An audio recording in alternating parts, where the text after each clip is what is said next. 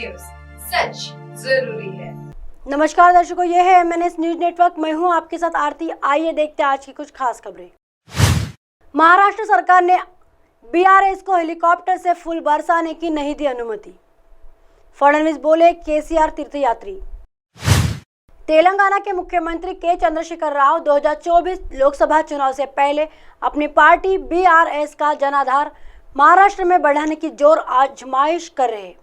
इसी को लेकर राव के नेतृत्व वाली भारत राष्ट्र समिति को 2 दिवसीय महाराष्ट्र यात्रा 26 जून से शुरू हो रही है।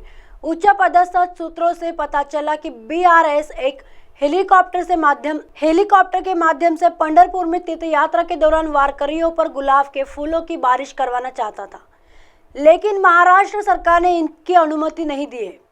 26 जून को पंढरपुर पहुंचेंगे केसीआर। पंढरपुर में मंत्री परिषद और राज्य विधानसभा के निर्वाचित सदस्यों और सांसद सदस्यों के साथ केसीआर की निर्धारित योजनाओं में किसी तरह का कोई परिवर्तन नहीं किया। वे 26 जून को पंढरपुर पहुंचेंगे। 27 जून को वे पंढरपुर में भगवान विठल को समर्पित एक मंदिर का दौरा करेंगे। BRS की महाराष्ट्र में पैर जमाने की कोशिश। BRS 2024 के लोकसभा चुनाव से पहले महाराष्ट्र में पैर जमाने के लिए काम कर रही है। महाराष्ट्र के मराठवाड़ा और विदर्भ क्षेत्र में BRS की रैलियों ने जहां भीड़ जुटाई, उससे मुख्यधारा के राजनीतिक दल चिंतित हो गए। वारकरी हर साल पंढरपुर की 1 महीने की तीर्थ यात्रा करते हैं। महाराष्ट्र के ग्रामीण और शहरी श्रद्धालु भगवान विठल के भजन गाते हुए सैकड़ों मील पैदल चलकर तीर्थ यात्रा करते हैं। आइए देखते हैं अगली खबर की तरफ। पंचायत चुनाव से पहले हिंसा को लेकर ISC ने की राज्यपाल से मुलाकात। करीब 2 घंटे हुई चर्चा। पश्चिम बंगाल के राज्य चुनाव आयुक्त SEC राजीव सिन्हा ने रविवार को राजभवन पहुंचकर राज्यपाल CV आनंद बोस से मुलाकात की। राज्यपाल CV आनंद बोस और SCE के बीच करीब 2 घंटे तक चर्चा हुई। राजभवन से निकलते समय SE ने मीडिया कर्मियों से कोई बात नहीं की। कुछ दिन पहले पंचायत चुनाव के लिए नामांकन दाखिल करने के दौरान हत्या, हिंसा और झड़प की घटनाओं पर स्पष्टीकरण के लिए बुलाए जाने के बाद राजीव सिन्हा राज्यपाल के सामने पेश होने में विफल रहे थे। राज्यपाल बोस ने संवाददाताओं से कहा था, राज्य चुनाव आयुक्त ने राज्यपाल से मुलाकात का अनुरोध किया था। मैंने संकेत दिए थे कि मैं कुछ अहम बिंदुओं पर बातचीत करना चाहता हूँ। जब वह तैयार हो जाए तो वह आज या किसी भी दिन आ सकते हैं। उन्होंने कहा कि पंचायत चुनाव से जुड़े अहम मुद्दों पर आयुक्त से बात करना जरूरी था।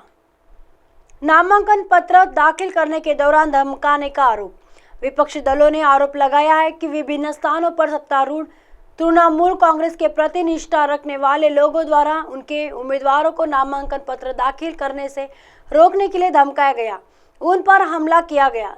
त्रिसदीय पंचायत चुनाव के लिए नामांकन दाखिल करने के दौरान राज्य में हिंसा हुई। राज्य में हुई हिंसा के कारण कम से कम 8 लोगों की मौत हो गई और कई घायल हो गए। नियुक्ति पत्र लौटाने के बाद मिले राज्यपाल से मिले ECC। हाल ही में पश्चिम बंगाल में राज्यपाल CV आनंद बोस ने राज्य चुनाव आयुक्त राजीव सिन्हा का नियुक्ति पत्र प्रदेश सरकार को लौटा दिया था।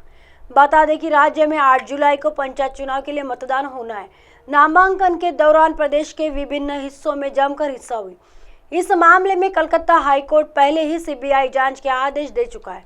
इस संबंध में राज्यपाल ने राज्य चुनाव आयुक्त राजीव सिन्हा को चर्चा के लिए बुलाया था, लेकिन चुनाव आयुक्त उनसे मिलने के लिए राजभवन नहीं पहुंचे थे। इसके बाद राज्यपाल बोस ने 21 जून को सिन्हा का नियुक्ति पत्र स्वीकार करने से इनकार कर दिया और इसे वापस राज्य सचिवालय भेज दिया। आइए देखते हैं अगली खबर की तरफ। ISF के एकमात्र विधायक नौशाद सिद्दीकी को मिला केंद्रीय सुरक्षा। कलकत्ता उच्च न्यायालय के आदेश के कुछ दिनों बाद भारतीय धर्मनिरपेक्ष मोर्चा ISF के एकमात्र विधायक नौशाद सिद्दीकी को गृह मंत्रालय से केंद्रीय सुरक्षा मिल गई। कलकत्ता उच्च न्यायालय ने मंगलवार को सिद्दीकी को केंद्रीय बलों की सुरक्षा देने का आदेश दिया। भांगर विधायक ने अपने विधानसभा क्षेत्र में हिंसा के बाद केंद्र और राज्य दोनों से संपर्क किया और आरोप लगाया कि उन्हें जान का खतरा है। बाद में वह इसके लिए कलकत्ता उच्च न्यायालय चले गए। इस महीने की शुरुआत में नौशाद सिद्दीकी ने भी आरोप लगाया था कि विपक्षी नेताओं को नामांकन दाखिल करने की इजाजत नहीं दी जा रही है।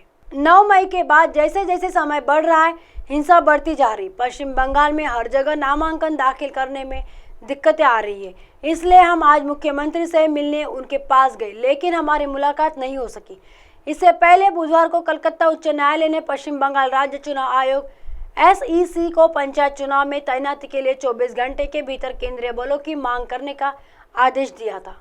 अब आप हमारे चैनल को आपके मोबाइल पर भी देख सकते हैं। मोबाइल ऐप पर देखने के लिए प्ले स्टोर से MNS news TV apps download करें। इंस्टॉलिंग ट्विटर, हाइकू, फेसबुक और कई सोशल मीडिया के प्लेटफॉर्म पर हमारा चैनल उपलब्ध है।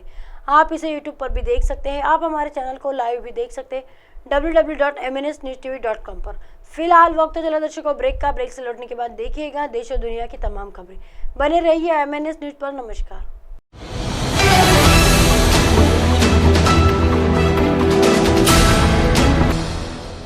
ये है MNS न्यूज नेटवर्क और आप देख रहे हैं MNS न्यूज।